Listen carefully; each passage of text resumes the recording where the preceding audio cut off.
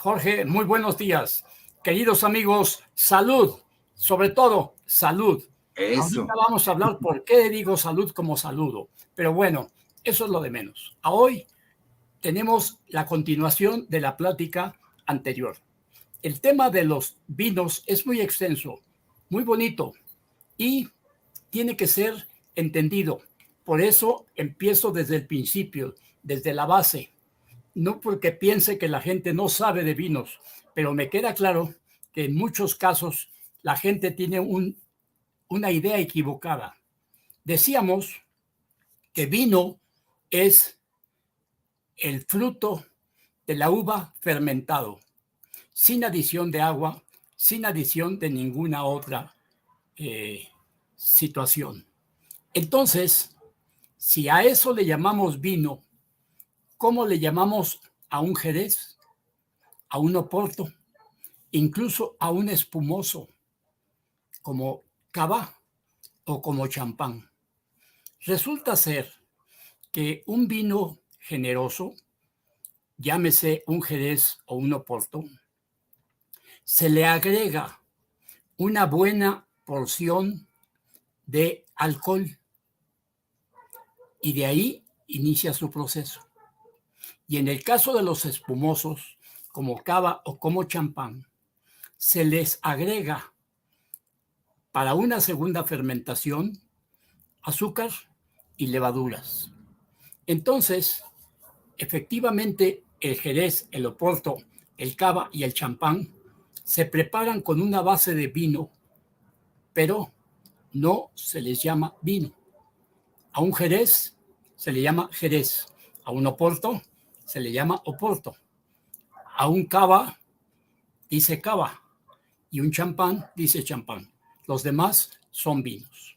Entonces, aclarado esta situación, un tequila, un coñac, no son vinos. Aquí en México tenemos la costumbre de decir, vamos a tomarnos un vino y sacamos una botella de un alcohol, llámese un tequila o un mezcal. Para nosotros, los sommeliers, eso es una bebida alcohólica, un alcohol, no un fermentado de vino. Algunas personas me preguntaban en el chat que qué es la fermentación. Cuando hablamos de fermentación es tomar las uvas, desgranarlas, ponerlas en un contenedor ligeramente tapado, ¿sí? Y en 8 o 10 días ya tenemos vino. ¿Cuál es la razón? Que en la piel de la uva existen unos fermentos que se llaman levaduras y que eso hace que fermente el vino. Sucede lo mismo en el pan. En el pan tenemos una masa, tenemos huevo, tenemos leche, le ponemos levaduras, lo amasamos, lo dejamos descansar un poco y se infla. Eso es producto de las levaduras. Entonces, las levaduras es lo que hace que un vino sea un fermentado del jugo de las uvas. Sin embargo, ¿qué es una destilación? Nosotros tomamos un vino, lo ponemos en una ollita que tiene en la parte superior un serpentín y al final un receptáculo, ¿sí? Le prendemos fuego a esa ollita y antes de que llegue a 80 grados centígrados empieza a emitir vapor que pasa por el serpentín enfriándose y cuando caen esas gotas del otro lado, eso es un destilado. Entonces, una cosa es fermentación y otra cosa es destilación. Un ejemplo, nosotros queremos hacer un whisky. Entonces, primero tenemos que hacer un vino de cebada. Ese vino de cebada lo ponemos en un contenedor que tiene una espiral y que tiene un contenedor al final. Le prendemos fuego y a los 80 grados empieza a vaporizarse, pasa por el serpentín, se enfría y lo que sale es lo que conocemos como brandy. En Europa lo conocen como agua de vida. Y eso es un destilado. Entonces, al Jerez, al Oporto, son vinos que se les agrega alcohol, que se les agrega brandy. El cava o el champán es un vino al cual se le agrega azúcar, levaduras para una segunda fermentación. Por eso no los conocemos como vinos. Si existiera alguna duda, les suplico, me llamen al WhatsApp, me manden o al correo y con mucho gusto les serán contestadas todas sus preguntas. Por favor, Jorge, pasamos a la siguiente.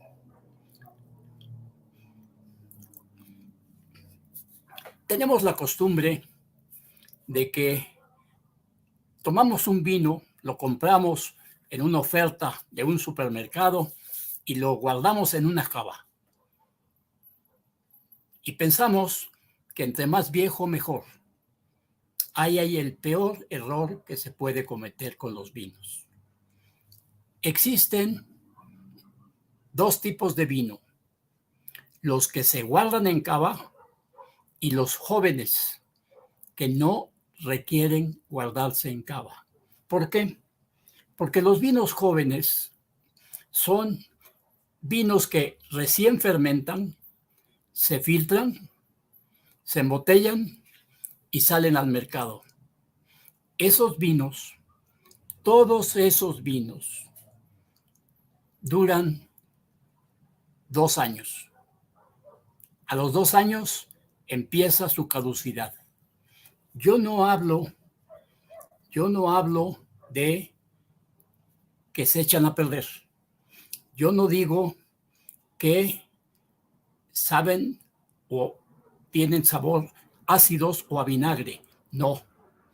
Un vino que ustedes compran en el supermercado, lo prueban y a los 2 años abren otra botella y la prueban y ya cambió de sabor. Ya perdió un poco de alcohol, ya perdió un poco de sabor. Eso se llama caducidad. Y los vinos jóvenes, ¿sí? Los vinos jóvenes caducan a los 2 años. Quiero contestar una pregunta que me mandan. ¿También el Prosecco tiene una segunda fermentación en botella? La respuesta es no. El Prosecco tiene una fermentación en un tanque enorme de aproximadamente 10,000 litros, en los cuales le ponen fermentos, azúcar, fermenta en ese gran tanque, lo embotellan y sale al mercado. ¿Sí? No es de fermentación en botella como lo es un buen champán o como lo es un buen cava. Si alguna otra pregunta hay, con mucho gusto. Seguimos con los cuidados al vino. Cuando nosotros tenemos buenas uvas y de esas buenas uvas, con un buen proceso, se produce un buen vino y el enólogo lo prueba y decide que acepta crianza, entonces se ponen en barricas. ¿Cuánto tiempo en barrica? Depende. Depende del vino y depende del enólogo el tiempo que ese caldo, ese vino, debe permanecer en barrica. Generalmente, viendo la legislación española, cuando ustedes en la etiqueta ven que dice crianza, inmediatamente piensen que tiene de 2 a 6 meses de barrica. Cuando ese vino dice reserva, piensen que tiene 12 meses de barrica. Y cuando dice gran reserva, en España, definitivamente tiene más de 12 meses de crianza en barrica. Ahora bien, si nosotros tenemos un vino joven, ese vino hay que beberlo. De inmediatamente hay que beberlo lo más pronto posible. Recuerden, en la etiqueta, un ejemplo dice 2021. Estamos en el 2023. Hay que beberlo. Si en la etiqueta dice 2016, 2017, ya no lo compren. No pierdan su dinero ni sus esperanzas. No va a estar bueno. No va a estar echado a perder. Sí, pero no tiene el sabor que tenía originalmente. Mi querido Eduardo Estrada me pregunta, ¿dónde se forma un enólogo? Un enólogo empieza siendo ingeniero agrónomo. Ejemplo, Chapingo. Y de ahí se especializa en vinos. Si los vinos de crianza que tengan 6 meses de barrica nos pueden durar sin problema 5 años, a partir de la fecha que está en la etiqueta. Los vinos de reserva definitivamente nos pueden durar 10 a 15 años, dependiendo de la uva. Y los de gran reserva nos pueden durar más de 15 años. Entonces, volviendo al tema, cuidados del vino, ¿se guarda en cava?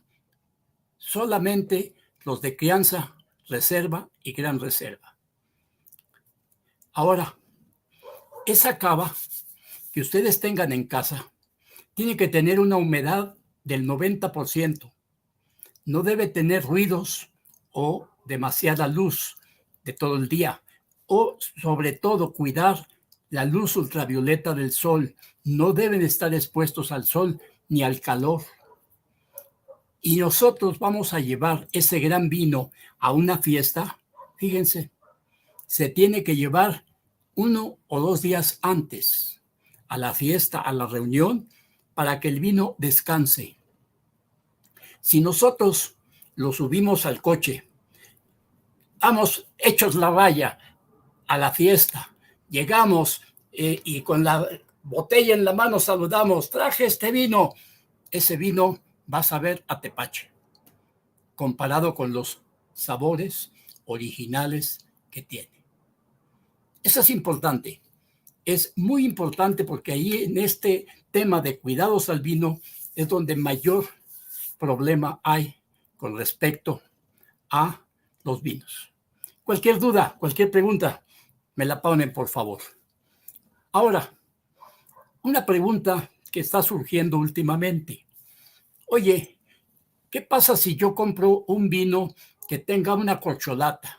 O que compre un vino que tiene taponcito? O que compre un vino que tiene un tapón de plástico. Bueno, déjenme decirles algo. El mayor problema, el mayor enemigo de un vino de reserva se llama corcho.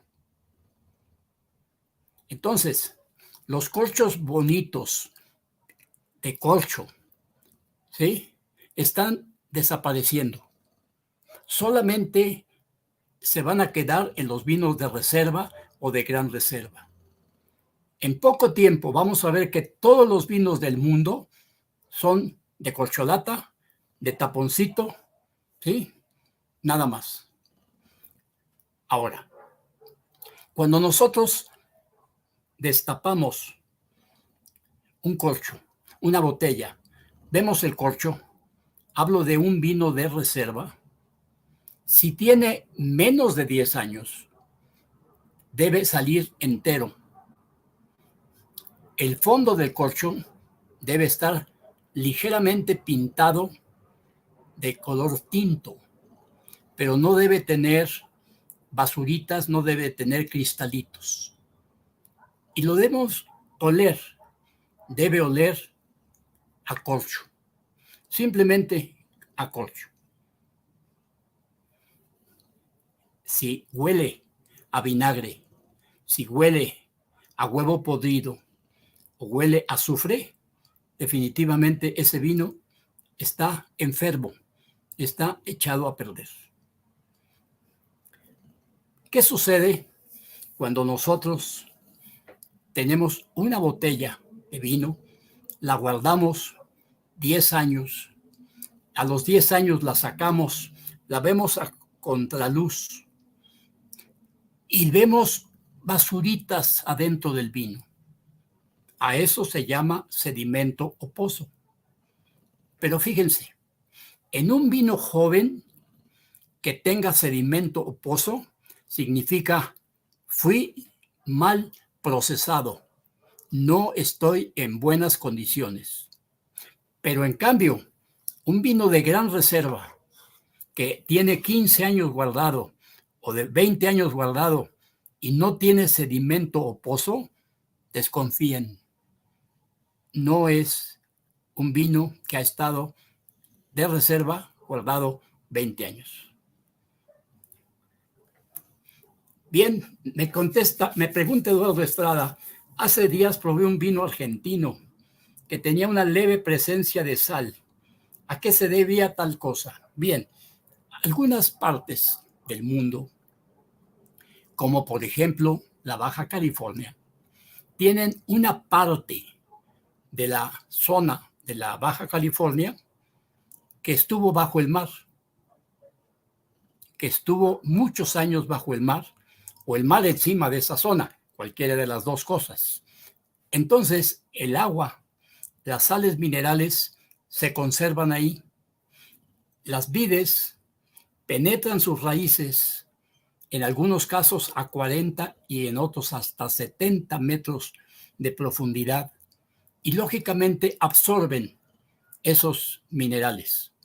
Entonces, lo más seguro, mi querido Eddie, es que te hayas encontrado con un vino que tenía presencia ligeramente mineral, ¿sí?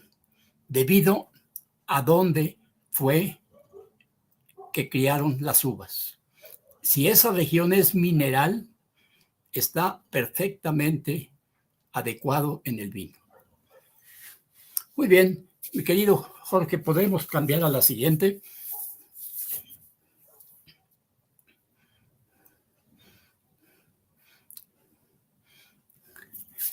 Ahora vamos a volvernos muy delicados. Tenemos, cuando nos pongan una copa o vayamos a poner una copa en la mesa, tenemos que ver que no tenga residuos de jabón, porque es el peor enemigo del vino.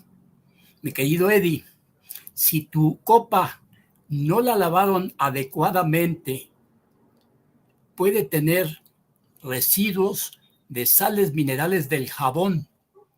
Ojo, por eso lo menciono ahorita. Entonces, las copas básicamente es agua caliente, lavarlas bien, ¿sí? Y luego hay algunos trapitos especiales para limpiar copas. Y si no, cualquier otro trapito, ¿sí? O simplemente déjenlas colgadas boca abajo para que solitas se limpien.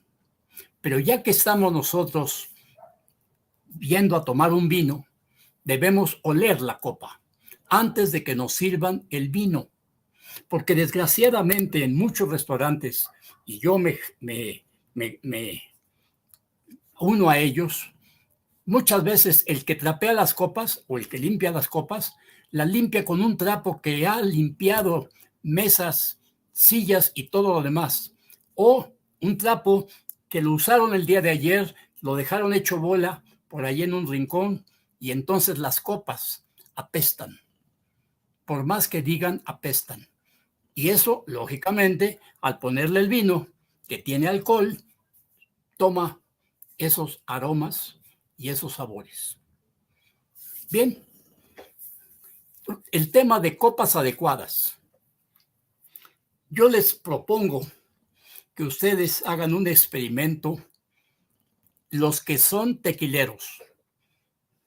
Pongan en una copa de tequila normal, el famoso caballito, un poco de tequila.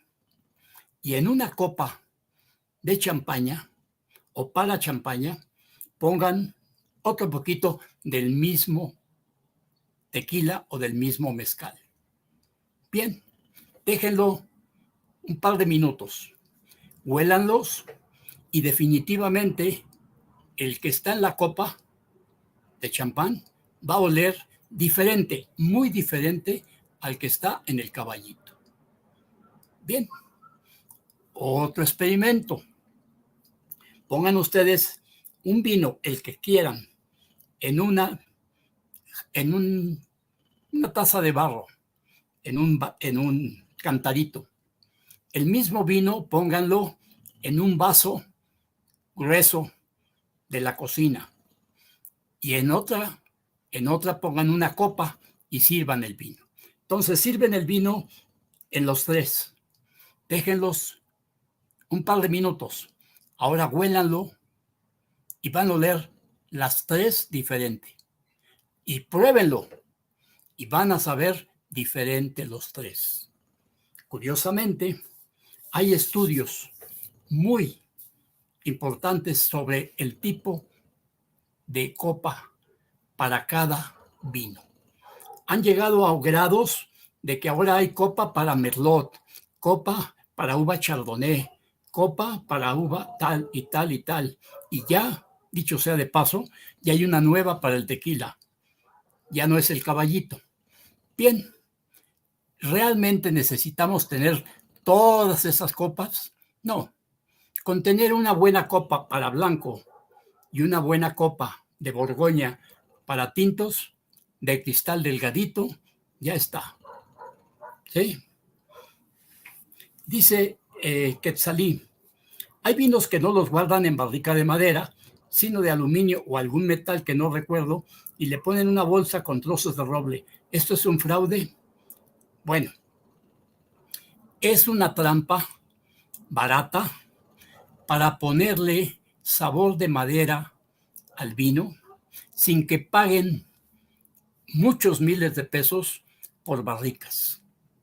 Una barrica cuesta miles de pesos, además de que vienen de Francia, vienen de Eslovenia, vienen de Estados Unidos, porque en México no hay barricas. Es decir, no se hacen barricas porque no tenemos los elementos para hacerlas. Entonces cuestan mucho y además solamente se usan una y en algunos casos 2 veces. Entonces, ¿qué hacen?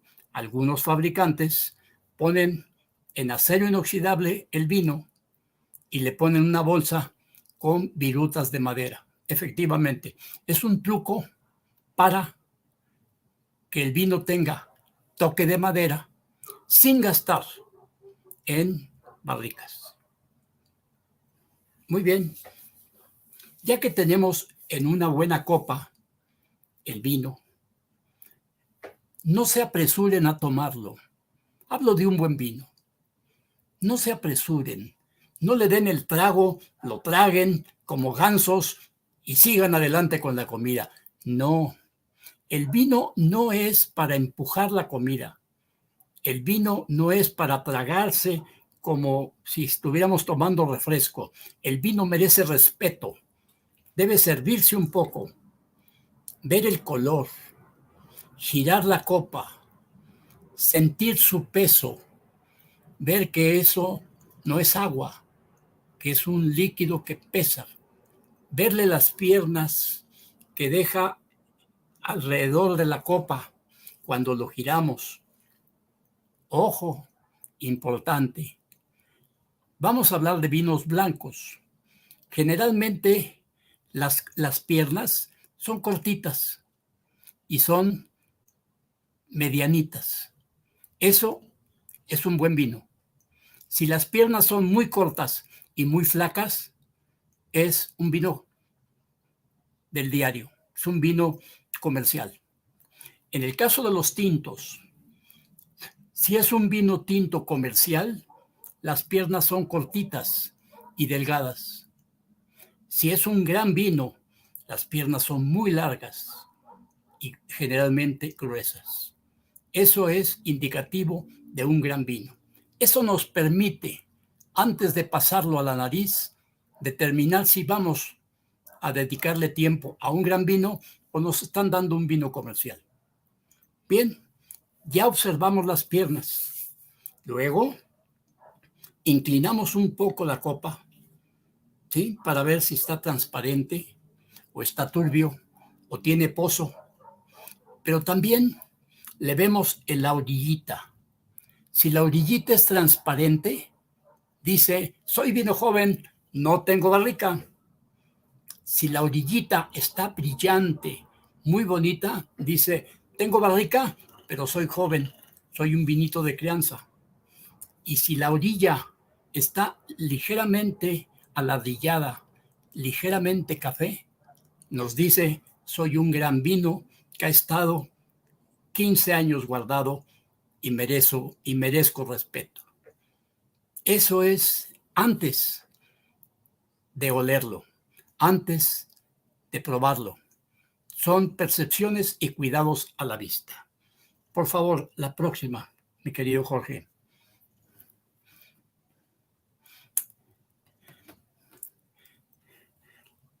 Para los amantes del vino, les tengo una noticia. El vino no huele a vino. Hay un vino que sí huele a uva, pero nada más. Los vinos no huelen a uva, huelen a manzana, piña, mantequilla, frutos rojos como ciruelas o frambuesas, ¿sí? Y los que tienen crianza tienen cacao, chocolate, cuero, caja de puros, moho, etc.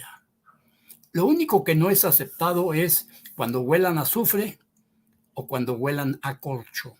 Les decía, uno de los enemigos de los grandes vinos que están 15 o 20 años en una cava se llama corcho. Entonces, ¿a qué huele un vino? Esto es importante. Los blancos jóvenes huelen a cítricos, manzanas y piña. ¿Sí? En la fotografía que tenemos aquí exhibida, tiene las frutas a los que huelen los determinados vinos del mundo. Por ejemplo, en el primer caso dice Chardonnay, ¿sí? Abajito de Chardonnay dice Riesling. La Riesling huele a duraznos, a pera, a manzana verde y así. Y nos vamos a los tintos, por ejemplo, el Cabernet Sauvignon que está a la derecha arriba, tiene frambuesas, ¿sí? Tiene regaliz, ¿sí? Y tiene unas pequeñas ciruelas. Eso es un Cabernet Sauvignon.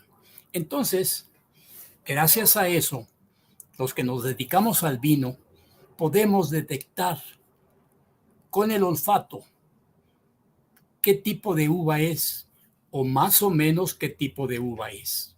Repitiendo, los blancos jóvenes huelen siempre a cítricos, manzanas y piña. Los tintos jóvenes a frutos rojos, ciruelas y frambuesas. Y así, diferentes aromas. No hay vino que huela a uva. No. Muchos en catas me dicen, huele a uva. Yo no digo nada, pero me río. No, no huelen a uva. Cada uva tiene diferentes aromas, ¿sí? Y lógicamente diferentes sabores. Por favor, Jorge, la que sigue. Vamos a analizar nuestro paladar. En nuestra nariz podemos detectar más de 200 diferentes aromas, pero en la boca solamente 5. En la punta de la lengua, lo dulce. Arribita, lo salado. Hacia la garganta, lo ácido. Y en la garganta, lo amargo. Vamos a dejar a un lado la palabra umami, que ahorita le explico. Nosotros tenemos básicamente 4 percepciones en el paladar: ácido, dulce, salado y amargo. Entonces, por aroma, podemos detectar más de 200 tipos de aroma. Por sabor, solamente 4.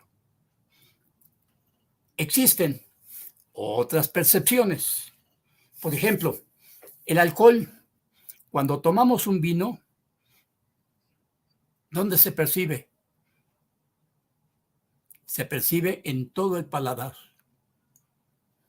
El tanino. El tanino es una palabra curiosa, que ya hablaremos de él. Está en la mayoría de los vinos tintos y en muy, muy pocos blancos. Todos los tintos tienen tanino, de una cantidad, más cantidad o menos, pero todos tienen tanino. En la boca, cuando ponemos un vino y lo pasamos por toda la boca, como si nos estuviéramos enjuagando la boca, podemos saber si el vino es ligero o es untuoso, como si fuera mantequillita, como si fuera una gelatinita que se está derritiendo. ¿Sí? Y umami es algo muy curioso que descubrió un japonés. Cuando ponemos un vino en la boca, hacemos un buche, lo pasamos a toda la boca y lo tragamos y decimos, ¡qué sabroso! Ese es el sabor umami. Difícil, pero háganlo. Repito, un vino merece respeto. Un vino merece ser tratado con mucho cariño. No es para tragarse, no es para empujar la comida. Un buen vino es para acompañar la comida. Pero un buen vino debe ser percibido antes de comer, percibido en sus cualidades, en sus sabores, en su alcohol, en su azúcar. Todo eso tenemos que percibirlo antes de empezar a comer. La siguiente, por favor, Jorge. Ahora vamos a entrar a lo más sensacional.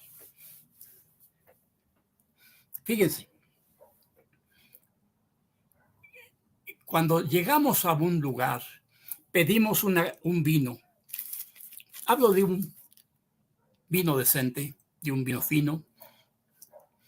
Primero tenemos que enjuagarnos la boca antes de probarlo. ¿Por qué? Porque a lo mejor tenemos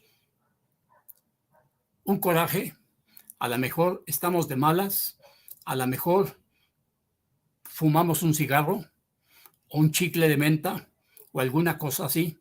Y entonces tenemos en la boca diferentes sabores.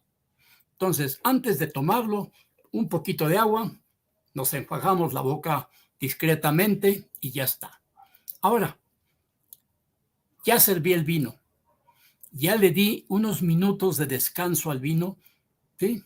Y entonces, sin girarlo, ¿sí? Olemos la copa. Metemos nuestra delicada nariz, la separamos, volvemos a meterlo, lo separamos 3 veces. Pero no dejen la copa conectada con la nariz 10 segundos, no. Huélanlo, sepárenlo. Tomen una respiración, huélanlo, sepárenlo. Así analizamos los aromas. Luego, el primer trago se pasa sin pena ni gloria. Nos enjuagamos un poquito la boca con ese vino y lo tragamos. No le hacemos caso. Al segundo trago, lo debemos poner a la punta de la lengua. Ahí lo dejamos unos segundos. De ahí sabemos si el vino es ácido, el vino es dulce. Lo tragamos. Segundo, o sea, el tercer trago, lo ponemos a la boca. Hacemos un buche. Se ve feo. Aquí abajo, en la foto del centro hasta abajo, el señor sommelier está haciendo un buche. Sí, en ese momento tomamos un poquito de aire por la boca. Sí, lo deglutimos y sacamos el aire por la nariz. Ahí, así tenemos todas las claves para degustar un vino. Bien, ¿qué pasa? Vamos a ver, porque todavía no acabamos. Por favor, Jorge, la próxima. Felicidad. Felicidad es un buen vino, con una sabrosa comida, pero más que nada, una agradable compañía. Un gran vino merece respeto, merece familia, merece convivio, merece buen humor, ¿sí? Merece buen humor, mucha alegría, y entonces podemos decir salud. Mis queridos amigos, ese ha sido mi breviario de iniciación a la copa. Les pido de favor que la próxima semana tengamos un vinito por ahí que queramos tomar en una buena copa para que hagamos un pequeño ejercicio, si ustedes me los permiten. Y quisiera, para aquellos de ustedes que dicen que el vino es malo o que no se debe tomar alcohol, que su doctor les recomendó que no tomen alcohol, les voy a empezar a platicar sobre la salud y el vino, que es muy importante. ¿Cuáles son los beneficios del vino? ¿Cuáles son los beneficios de tomar una buena copa de vino al día? O 2, o 3. Ya lo veremos la próxima semana. Muchas gracias, amigos. Salud. Y Jorge, muchas gracias. Salud, don Guillermo, salud. Muchísimas gracias, desde luego.